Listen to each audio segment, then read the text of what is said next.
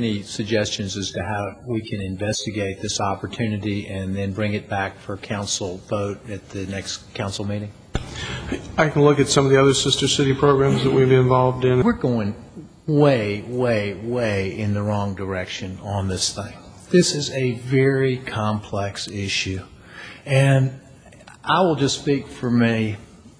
I don't understand enough about the numbers and the issue to be able to sort through presentation after presentation after presentation and trying to figure out which direction that I could comfortably vote that the city of Greensboro go in.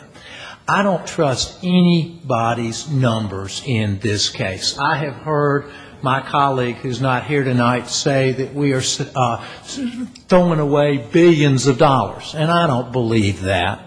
And I don't believe some of this stuff that says everybody's getting crazy diseases because of the landfill. And you know, somewhere in between there is some objective truth to this. Now, when this topic first came up, I said, folks, let's spend a little bit of money and let's hire a professional consulting firm that is outside of the city of Greensboro, bring them in and have them outline the alternatives. Well, the council said, no, we trust Mrs. Covington, and we want her to put it together, and we want her to work her job, 40, 50, 60 hours a week, plus put together something that's meaningful for us to discuss about this 8 or 10 or 15, $20 billion or $1 million or whatever a year that we don't know anything about what we're talking about. And somehow we've got to get a baseline done by people who have studied this, and there are PhDs out there that know what the dickens they're talking about and have probably faced this situations in dozens of communities around the country, and we need to let them go ahead and come up with some baseline recommendations so that us lay people can read about our alternatives, understand the true numbers versus the made-up numbers, and move forward in a measured way about a very important and very controversial issue. Now, what has come out of this request for proposal is that we finally got a group of people that get it.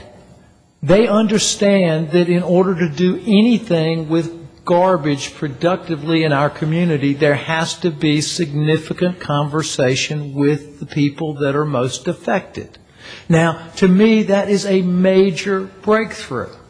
And that needs to be considered, I think, in part of the study process that needs to be done by somebody that is objective and that can give me numbers that I can trust. Because right now, I don't trust any of the numbers I've heard.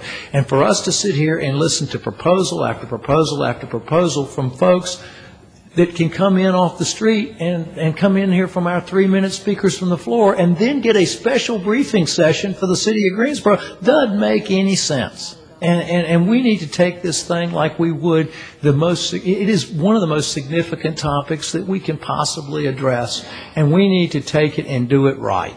And I would ask the staff to come back with the request for proposal that I would ask for is for a study of this whole situation. Tell us what we're doing now. Tell us what we're spending now. Tell us what our alternatives are, and tell us what the alternatives would cost. This is business school 101. When you go to business school, the first thing you do is a case study. We have skipped that, and we've gone right into stirring around something that will end up backfiring in our face. If you want to make that a substitute motion, I sure enough will support it.